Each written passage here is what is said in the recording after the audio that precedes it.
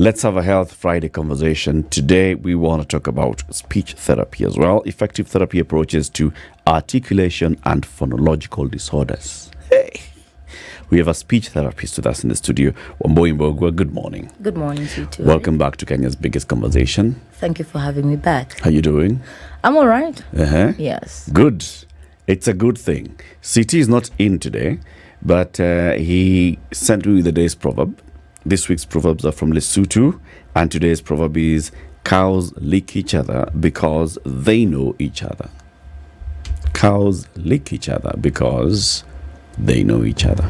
You want me to repeat it a third time? Cows lick each other because they know each other. What's your interpretation of it? I would look at it from a point of trust, in that because you know a person, you trust them with a responsibility or information. And maybe I will relate that with a Swahili one, which is wanajuana kwa vilemba.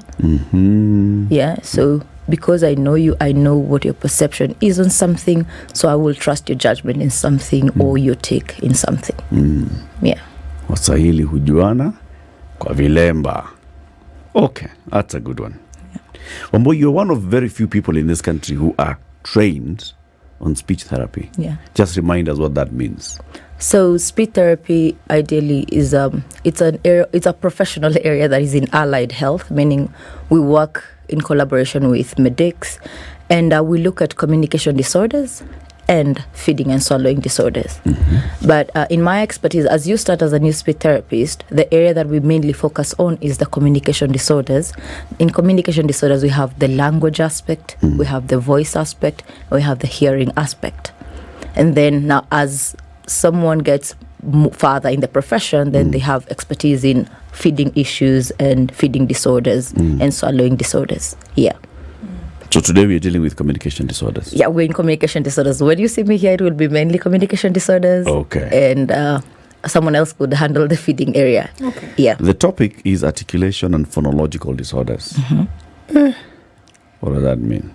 So, it's just a lot of It's all huge terminology, but yes, it's under. Now, when we look at the communication disorders, it will fall more on the language aspect of communication disorders, and articulation is it's basically how you make the sound. So, for example, you will say this. It's specific sounds, like how you say ah. You know, the CBC right now is doing much better with the sound systems than the letter systems, because they're doing the R, B, K, D sound systems. And now there you're able to know when a child has a challenge with a specific sound. All right. Now, when it comes to phonological disorders, the child has no issue saying the sound itself. But when it comes to placement of the sound in a word, that is where they may place it wrongly. Give us an example. So, for example, The word. Yeah, the word. So, for someone would say the word go. A child wants to say go, but instead of saying go, they use the sound d in place of go and say do. I see. So that is it. So they have. If you ask the child to say the sound in a phonological, if you show them the sound d, they will say d very nicely. If you show them the g sound, they will say g very nicely. But now when it is to say the word, you tell them go, they will say do, back to you. So that's where they have the sounds individually, but when it comes to now placement in a word, they may say it wrongly. Okay, so that's how you're then able to distinguish between maybe just a pronunciation issue and then now a disorder, because they can see the word, they can read it, and they know the sound by reading, but then to use it in a word, they say the different sound. Yes. How is that different from when a child, for example, I've heard a child the other day, her brother's name is Koa, but she says Kola. She's a toddler. Is there a difference between now putting in a letter where it's not supposed to be? Yeah.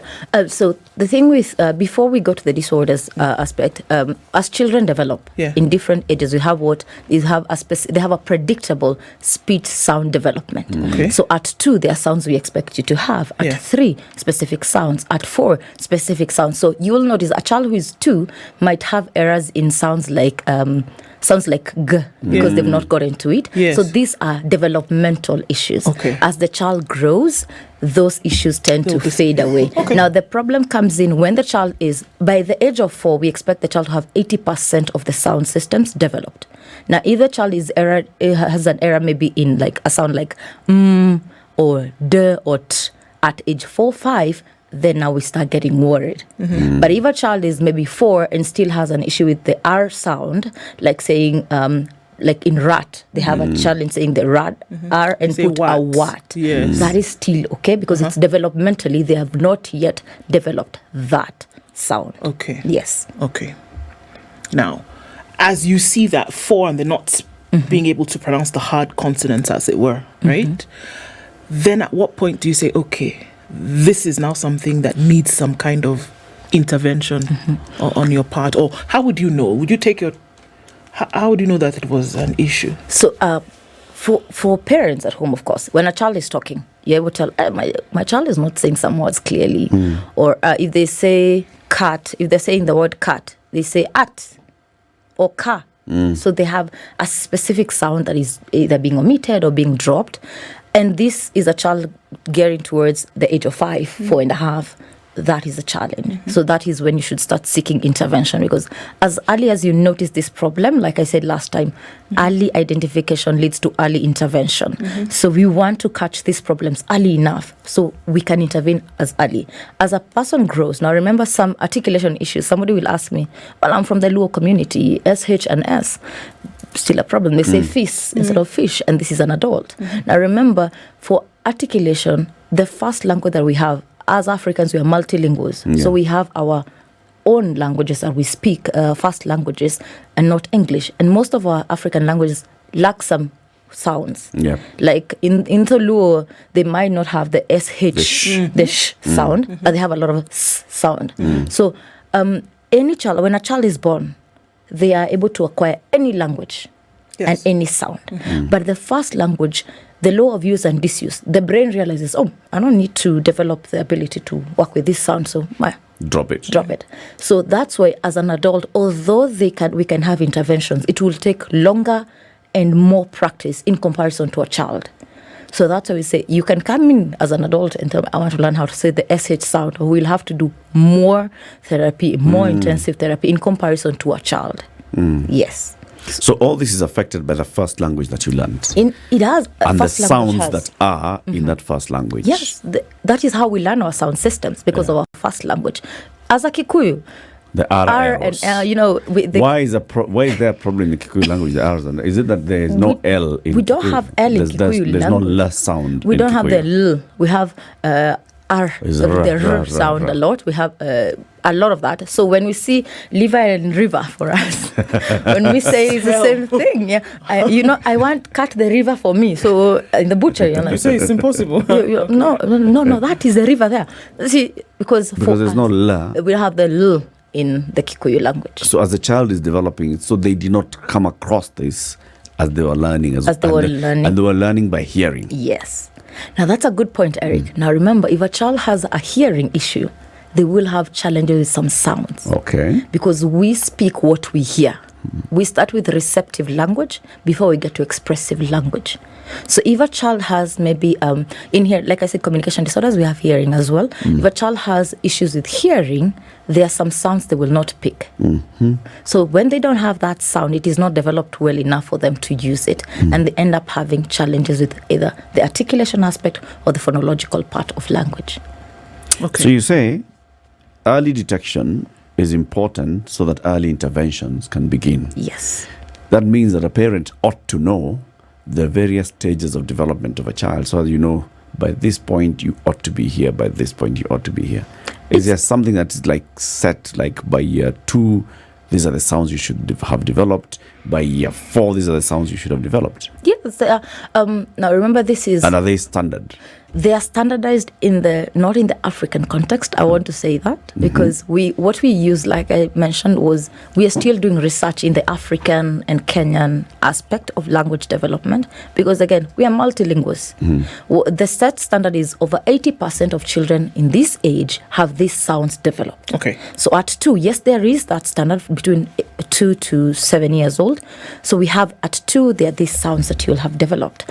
At 3, this sound. By age 3, you have these sounds developed. By age 4, you have these sounds. So that when we say by 4 years old, you have 80% of the sound system developed, there is that standardized research done, and the standardization has been made for that. Yeah. Okay. So at what point does a parent come in?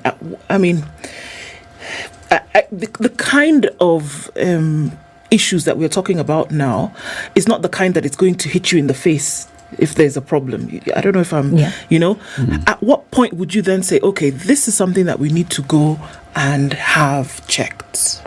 All right. So let me put it this way first. Now, remember, for articulation, there could also be the structural aspect, because articulation is the use of the articulators, the lips, the teeth, the jaw, the tongue. Now, if a child has a cleft palate, the opening at the roof of the mouth, they will have issues with articulation. Okay. Because they cannot say some sounds. Then if a child has a cleft lip, saying like a sound like b might be a problem because of the opening not allowing the complete seal of the lips. So when that structural aspect has been dealt with, then of course we'll intervene because they have been compensating on some sounds. But once that structural issue has been resolved, then we're good. The same thing with people who have lisps because of maybe a tongue tie. When the tongue release is done, then it's easier for the tongue to function.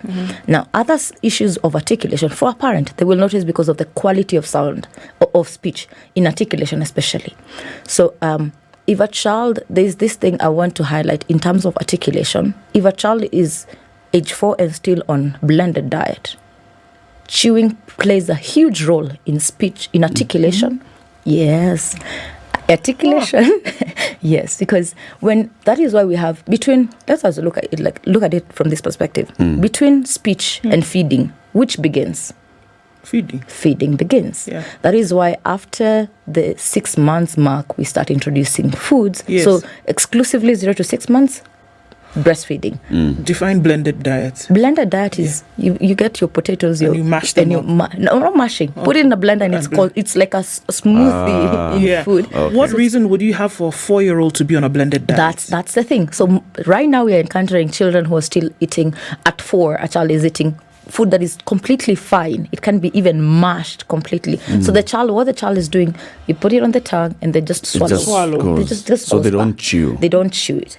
And the chewing aspect is very important in the quality of speech, in articulation, because in chewing, the range of motion for the tongue is strengthened and developed.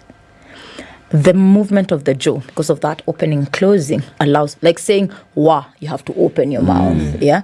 To say v, the teeth have to come and the tongue in between. So how do you know how to move your tongue around? Because chewing helps with that. So if a child does not chew or have that knowledge of chewing, they will have issues with articulation of some sounds because of the motor movements. Yeah. So some problems, I think we are bringing them upon ourselves. Just not knowing what we are doing. Yeah. And my child doesn't like chunky foods. Why don't they like that? Because you did not introduce it. So unless there's a condition that is inhibiting a child to have specific types of food or like a chunky diet, then see a specialist for that. But if a child is able to eat everything and if a child can eat crisps but will not eat a banana, what does that tell you? It's I don't know, what does that mean? That's a lot of behavior like that. You can chew crisps, but you can't. But when it comes to you can't eat a banana, you're like, I want it completely mashed, so you just swallow it. It's because you that's how you're introduced to banana, and that's what you use. That's it, and it was never bananas changed. are. It has to be liquid form. mushy. Yeah, I have to use a straw to eat a banana. Yeah. So essentially, what we're saying is that there's certain things that you can actually do that would then invite some of these, disorders. Disorders. Yeah. Wow. All right. Does stammering or having a stutter come in here as well? Not really. No. A stutter is in fluency. So a stutter, stammering, cluttering, that is in fluency of language. You have the sound. There is something leading you not to say the word completely. It could be from a point of a child who has been constantly pushed, especially children with very, very educated parents. It is a good thing, but it also sometimes poses a challenge because you already expect it. There's this huge vocabularies in the child's environment, making it challenging. Like I would say in my house, I would say maybe, oh, that is a hard thing. Then in another household, that's a very difficult thing. Right. So being smart sometimes is a problem. Yeah. So you find the child wants to say the word difficult, and the way you say it, the way you articulate it, enunciate it, also causes maybe the child is okay. How do I say this? Yeah. Or the speed in which you speak. So some things are brought about by how the environment is is around them. Yes. For real. Yeah. Well, yeah. Like it's not physiological that you'd be born with a stutter and stammer. There are two types of stammer. Okay, I love this. Stutter. The stammer comes in as, it can be either neurogenic or psychogenic. So psychology aspect or the neurological aspect. Okay. So now when a child has a stammer, we look at it, is it developmental stammering? Because children tend to stammer as they develop. And at some age, you're like, okay, well, this one is not a problem because it's not, they're not having really challenge. It's just that repetitive. So it's not constant. It's when they want to call mom, but they're super excited and want to talk. So there's all these things happening in them. Then they may develop it. But when it goes past the age of what we call developmental stuttering, from 3 onwards, then we need to start intervening early and identifying what is causing this stammer. Okay. Yeah. Now, looking at this, at the articulation, and then one of the questions that comes in is that dummies are used for a lot of babies, or pacifiers for a lot of children to keep them from crying, even they may not be hungry. Soothers.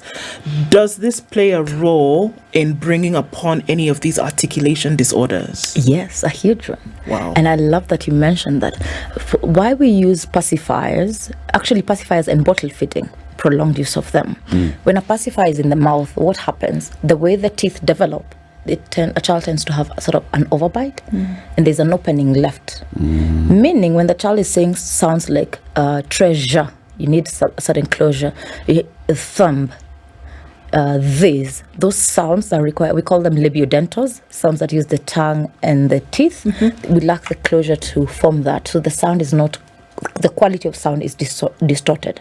So pacifiers are good for introducing suckle reflex for children. But after that, stay away don't from use it as a soother. Don't use it as a soother, because the dentation, the way the teeth are, they will be inhibited in terms of how they will be formed in the mouth in those early stages. So you sort of create a malformation leading to an issue in speech. Yes. Wait, so pacifiers are not for soothing? They are, but prolonged use of them. You find a 2-year-old still with a pacifier in the mouth. Yeah. How about sucking a thumb? That is also goes in the same category. Thumb sucking. Yeah. You know why you can actually tell. He's bringing this up because Because? so I sucked for very, very, very long time. I mean, but this is not something that somebody gives to you. It's a soother. It's a natural thing. I mean, I sucked until I was 10 years old. Yeah. Right? But it was a soother. You upset. It was a pacifier. It was a pacifier. It was a natural one. And are we saying that affects now then speech later? It does affect Speech. Okay. Yeah, it does affect, because now when the thumb, you're thumb sucking, where's the tongue? Placed at the base of the mouth. Yeah. How are the teeth? On top, right? So you're creating the same issue that a pacifier would create. The gap. Or the gap, or the bottle feeding. Yeah. Pretty similar. So it affects the articulation aspect of speech. My goodness. Yeah. Okay. But this can be corrected It through can therapy. be corrected, of course. What kind of therapy then? So now the kind of therapy we do is we have different conditions lead to different types of intervention. But what I would want to look at is from a parent's perspective, what can they do at home? Because you'll come into my therapy session and I'll go all technical and say, I'm going to do the traditional method therapy, I'm going to do minimal pairs, and they're like, what in God's name are minimal pairs? How? Yeah, exactly. Can I take them home? Yeah, can I just take the minimal pairs home? So from a parent's perspective, and this is, I think, which will be more important for the parent, is the first thing a parent should do is, of course, seek consultation from a speech therapist. Of course, you'll be asked to go to your pediatrician, then you get a referral. But if you know a speech therapist, just go to your speech therapist. Then have a consult them. Let them do an evaluation to identify where is the challenge, what is happening. Then the next thing is how you speak to your child. We have to model speech. If I want to say mama and the child is saying something like they're not saying mama, or how they're saying they're not having the lip closure, I have to model it by looking at them, having them look at me and go, mama. So I've slowed myself down and I'm showing them how to do it. The other thing that a parent has to look at from a therapeutic perspective, I'll call it therapy because it is a form of therapy, is being patient and reinforcing. When a child says a word, even if they're not saying it correctly, as you're reinforcing, as you're showing them how to say it correctly, how you say it and how you look tells a lot to the child. It can, the child has said, instead of saying bye, they've said die. And you're there. No, it's not that. It's bye, bye. The child will shut down. And they were like, okay, since I'm saying things wrongly, I just keep quiet. I'm not sure. So you now start developing a new problem where there was no problem because of the way you handled it. Yeah. Then the other part is we call them speech games. And I keep telling parents, play with your child, but we say, but we do not know how to play with children. We are Africans at the end of the day. We're like, how will you play with your child? If you're cooking, and that can be a form of play for you, like letter. How you said letter. See how I prolong the L to shape the L sound, and the ta. It's sort of over enunciating as you speak for a parent, and it's slower than you would talk to somebody else or an adult in the room. So those are the things that I would do. Then continuous practice. So if the S sound is the problem, or the child is not able to say S, you can have games that have S, songs that have S. So the more you practice, see, you're practicing from a sound level as you move it to word level. So like a snake in the grass went S, in comes a game. Let's go S, like that. Things like that. So it's how you play with the child, making it more fun. If a child finds something fun, it no longer is work. They enjoy doing it more and more. Yeah. Ndu, you had a question you wanted to pose? Yes, so there's a couple of questions. I'll ask the first one. So my son used a pacifier for 3 years, she says, and now he has just turned 9, and I see that there's a slur or a murmur in his speech. Is there a connection between the two? I don't want to say there is or there is none. What I would say is, with a full evaluation and an assessment, we are able to tell you what could be causing that. Yeah, not necessarily saying it's specifically the pacifier that caused that. So we need to do a full assessment and see what is the range of motion for the tongue, how are the articulators functioning, and then we're able to advise on a treatment or a therapeutic approach. Okay, so what would be the advice for her? Bring him in? Just come in for an assessment, yes. Have an assessment? Yes. Okay. Another one. How do you explain a child who talks at 2 years and can count and recognize letters and with speaking and singing, but as they grow, they lose the ability to speak completely at 4 and 5 years old? That's interesting. They lose it as they grow. Yeah, by the time they're 4 going to 5, they've lost the ability to speak completely. That one I would generally say, come in for an assessment, we get the case history and understand what happened. Sometimes you find there could be, of course there are assessments that are done, and you could find that there was a point where language either was not reinforced or it became a point of anxiety or issues. And so the child went to, is it, from the question I'm not getting, is it mutism or not non-speaking completely? Because when those parts are left out, we're not able to tell what really happened. So maybe coming in for a consultation would give us a better view on how to intervene in such a condition. Okay. Yeah. So the R's and the L's is a thing, and people are actually, how do you, because at a child's level, because you're saying that's when now speech is being developed, is it possible to then have the R and the L issue sorted at that point? And is it actually a disorder? Is it? The R sound, yes, there's some disorders. There's a disorder called rhotacicism, which is the inability to produce the R sound. So yes, you find a speech therapist who is specialized in the production or training of how to produce the R sound for an adult especially. For a child, of course, we intervene with articulation intervention therapy, and we will look at from the drills, training the child where the sound is, how to place the R. So in articulation, we have what we call placement. For you to produce a specific sound, how you place your tongue, how your articulators look. So there is the manner and placement. So if it is, let's say, the M sound, how are your lips? They're completely sealed, then you produce the sound. So where is your tongue? Is it near your teeth? Is it at the back? Is it resting? So all those things in articulation, we have to teach all that first, where you place each articulator to produce a specific sound. Yes. Okay. Somebody's asking whether you also can do some corrective therapies at an older age. Yes. So let's say a child went through this, they did not actually start their therapy early, because you said early detection, early therapy works best. But can you do late therapy? Yes, we can still intervene.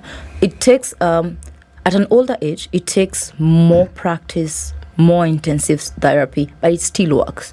So at an older age, even as an individual, both the therapist and the individual with the challenge both have to work really intensively on that. And with that, we start with what is the specific sound you're having an issue with. We first work on it on a sound level.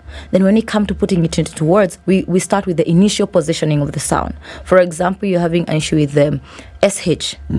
So we'll first teach sh as a sound. Teach until we have it completely well mastered. Over 90% of the time, you can say the sh sound. Then we move to the initial position, like in shoe, shirt, like that. Then we move to the medial positioning, where the sound is in the middle part of the word. Yeah, like I'm trying to find a sh sound in her. That is, when it will come to my head.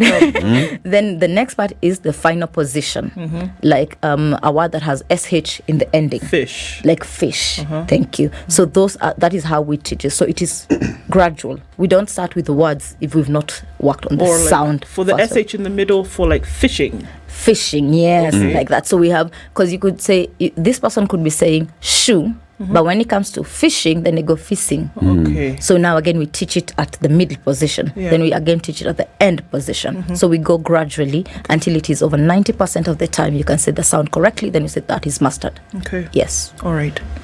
Another one. My 2-year-old chews with her tongue and the upper jaw. Let me read that again. My 2-year-old chews with her tongue and the upper jaw, and for the most part swallows without chewing. Is this something I should come in for? Yes, please do come in. The child is actually not chewing. What they're doing is sort of mashing the food with the palate and the tongue.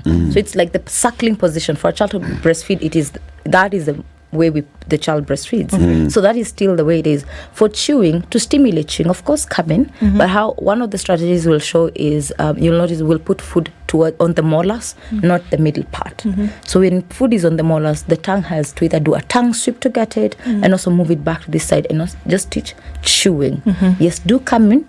And then we will do an assessment and also show you the strategies that you can use at home to continue with this. That's interesting as you say that, because, you look, okay, if you just look at the progression, the child breastfed, then went to, starting to eat. You never really think that a child must be taught to chew. It just seems like it's one of those natural instincts that will take place, and then they chew and then they move. But then to hear that in some instances you must teach the action, because you're told that, for breastfeeding, for example, a child it's natural. They're born with it. Exactly. So you're not born with the ability to the knowledge to chew as a child? It's how do I put this? It's one of those things that it's there in the brain, but you have to sort of like awaken it. And for some children, when they see you doing the chewing motion, they imitate the same movement. But the other children, they just fed, then you go and eat on the other side. So who is modeling this process? You'll notice in our culture, we'll sit at a table, the child is fed first, then the rest of the family continues. But in the Western culture, everybody eats at the table together. That's the difference between these two our approaches in sort of parenting in a way. So yes, it is important to start, especially right now with the young families and the different types of schedules. The nanny will give the child what is easy for them to move on to the next thing. So as a parent, it has to be your initiative to introduce those foods that will allow chewing and all that. A strong mother tongue accent, right? And at an adult age, someone is trying to drop it so they can then have a more even accent. Can you sort that out? I would say from an assessment, we are able to tell if it is possible to sort it. But of course, there's the mother tongue influence heavily because where you grow up matters and what your first language was and your matters primary a lot. school teacher. Yes. Oh, yeah, that teacher matters Primary school teacher. a lot. Elementary. Elementary school teacher. Yes, yeah, it does matter because, again, language is shaped and modeled just like any behavior. Right. So if your teacher says kitambu shangu, Krisha. you will know kitambu Shangu. shangu. That's how you will say it. Yeah. Problems. Yeah. Okay. So sometimes the articulation. So there are some that are so strong that you actually can't do much about it. I will not say it's an impossibility because the beauty about speech therapy is every one of us has a speciality, including to those specific sounds. Like there's someone who decides I will specifically be an expert in articulation only. And in articulation, what specific sound? R and L are mostly the most problematic. Yeah. The specialists who go, I want to just be in R sounds and L sounds. That is what I'll be training. So there is hope. I won't say there is no hope, but it has to be very intentional for the person, especially for an adult, because you have to listen to me a lot. And with our perspective in, look at you, who are you to tell me what to say? There's that. How do you know it's How the do you correct know it is the correct? That is like you're speaking like a British. You are Kenyan. You know those things. So it has to be very intentional. And also the other thing is it takes time, constant practice, and keep whatever you're told by your therapist. Just do it because it's for the benefit of you. Okay. When you do speech therapy, are you only doing it with English reference? Or are you also doing with Swahili reference and such? Because, you're talking about ara errors, but then maybe somebody just wants to be better enunciator in Swahili. So what we do The challenge I'm having is like kuzungumza hii Kiswahili yangu because So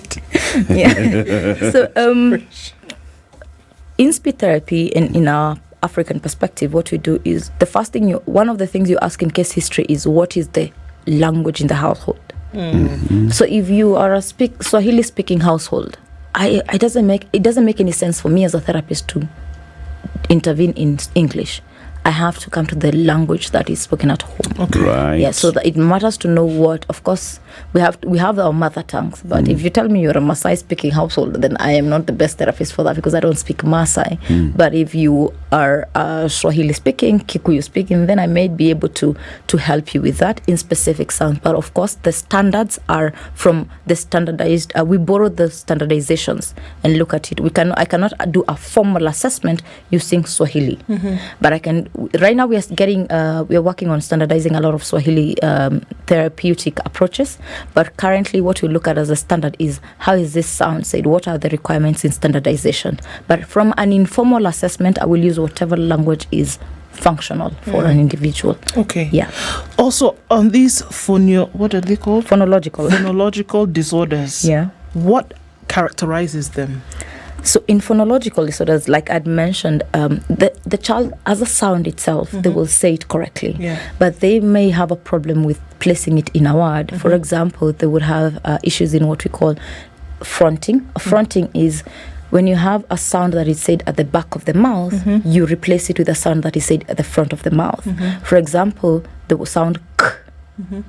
So k is said at the back, like kick, it's at the back.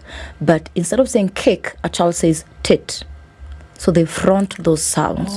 So it's pretty much the way the sound is in terms of expressing it, like k and t. Yeah. Sort of have it. They are oral sounds. But where you say them, the placement k is back, t is front. So that fronting, that is where the issue could be. But if you tell this child to say k sound on its own, perfectly. T on its own, perfectly. But when it comes to placement in a word, that is where the issue could be. Yes. Okay. Can language cause speech issues? For example, a child born and raised in Kenya relocates to, let's say, Germany and are forced to learn a new language. Can that cause speech issues? A speech issue in terms of articulating it, or I guess across board. Across the board, it could, because again, the influence of the first language. Because let's say you like I'm in a Swahili English-speaking country, and I moved to, let's say, France, where the sounds, the R in French is about C's. Yeah. It's sort of retroflexed. We don't have that. I will have a challenge with saying that R sound because when I was growing up, and the exposure to the sound systems that I had did not have that sound. So I would have an issue with that sound. So yes, it comes back to how are you going to produce that sound? How can you practice it? So it goes back to, again, a lot of practice for the specific sound in that language, and then now getting to the word level and moving back down all the way to sentence level. Yeah. When you get into therapy for, children, assuming you're saying that by the time a child is 4, if there's certain things that they're not articulating, if there's certain sounds they're not putting in the correct place, that's probably around the time that you would start and say, come in for an assessment, see this child. Yeah. How long does it take to get this child from the place where they're struggling with this to the point whereby speech now is fluid or articulation is complete? How? So I would not give it a specific time frame. Yeah. Why? Because each individual is unique. Each environment is unique. Now, I could be working with 2 children who both have SH challenges, so they both cannot say shh. However, in one household, they speak Tholuo full time. In another household, they speak English most of the time. So the one with an In another English, household, they speak Nyeri Kikuyu full time. proper. So we say teacher instead of teacher. Yeah. So Nasikutisha, right? Okay. yeah. So it is all those aspects affect how long a speech intervention would take. Okay. Yes. So it's not. I will not say. So in the next 3 months, of course, we do set goals, short-term goals and long-term goals, and say, as a therapist, my target is in the next 3 months, child so-and-so can say SH sound correctly 80% of the time. Those are goals that I will set. And this are to also guide me. Are we going forward? Are we moving backwards? How is this working? Something has just dawned on me. Yeah. A child who is learning to read and write at the age of 3 is doing this reading and writing with the sound. So your teacher in rote learning is saying SH is sh. K for cat, they say kicking. K for kite. E for egg. A for umbrella. Now, if I'm using a sound, usually I will spell according to the sound. How does this affect reading? If you have an articulation problem, how does it affect then reading, writing, literacy? Actually, a phonological problem is what affects language, literacy, and reading. Because, like you mentioned very nicely, you should be a therapist at this point. Yeah. In case this doesn't work out, please come in. So, like you said, in reading, we say what we actually know, or we write what we hear. If you hear cut, what comes to mind? K-a-t. You write it. Now, but if you say cut, and when you say cut, you say tat, you write tat. Yes, and you'll get the answer wrong. Exactly. So, issues with phonological disorders, most children with phonological disorders also have an issue with language, with reading and writing. And sometimes it could be misdiagnosed as dyslexia. My child is dyslexic. So that we have to understand a proper intervention. When it is done earlier, we are able to notice these challenges early enough. So they say, my child is a slow learner. Understand why that is happening. If you question, I normally say this, you'd rather seek and not need it than need it and not seek. So come in for the first consultation is everything, because we get all the history we need. Then we are able to now continue. If we do need intensive therapy, we tell you, okay, we do need to have this more. And we'll also be observing the child, seeing how they're interacting with the environment, how they are communicating, how they're talking. So that first, the moment a parent feels like, I think there's an issue, come in for a consultation. Then we're able to tell you, yes, here we have an issue and this is how you can do it. Sometimes we find, okay, this is what we need to be doing. Keep practicing at home, come in for follow-up assessment. Then we can see how the child grows. Is there online material that can help people? There is. Unfortunately, I would say this. Let your therapist give you the material because they have it tailored to the specific needs of the child. As a parent or a teacher, you'll go and say, this child is having a problem with t, only t. Not realizing that this child could also be having an issue with the g, with the d, all these other sounds. But because you've been working on t you've noticed only that. So you go for materials only. From a speech therapist perspective, I will assess everything, then give what is by level and age. Because I cannot start working on the ZH sound, which is J sound, like in treasure, if you already have an issue with TH. So I start with TH, then I go to J sound. So the material is available. However, do it with the direction of your therapist. Yes. Okay. Would you suggest the withdrawal of again, I think we talked about this last time, whereby when we talked about developmental autism, and you put children in front of a screen because it's great, they can watch and you can do something else. So now imagine a situation where a child is not able to pronounce words properly or articulate properly, and they are watching the whole day, usually in a manner of speaking that one would assume was clear. And folks are thinking that would be a learning aid for this child to be able to pronounce properly. Is that true? I'm really much against screens for children. Yes. Especially non-interactive screen session. Because when you're having an interactive screen session, would be like a show that is about it's a singing show. Like, I'll take top of my head is We Are Shapes. We are shapes. You can see us everywhere. I can spy with my little eyes a rectangle in the house. Pause that. Look for rectangles in the house. It makes sense. Then when you say it as a parent, the child will say rectangle. You say, yes, it's a rectangle. You will slow it down. The screen doesn't slow it down. It's still in its fast-paced way. But from our end, the child will pick what you're saying much better than when a screen is speaking. The child will pick that accent, like in Peppa Pig. Mommy, where is the cup? You live in this place. A child has never been outside Nairobi County, but they speak like they've been living in the UK. Because of that. And you feel, oh my, so cute. It's cute, I agree, but what other issues is it causing? Because how do we say water and water? So you say water. We have the sound to be very clear for us. It's in the word. Yes. Say it. A water bottle. Water bottle. So have those, avoid the screen, teach the child yourself.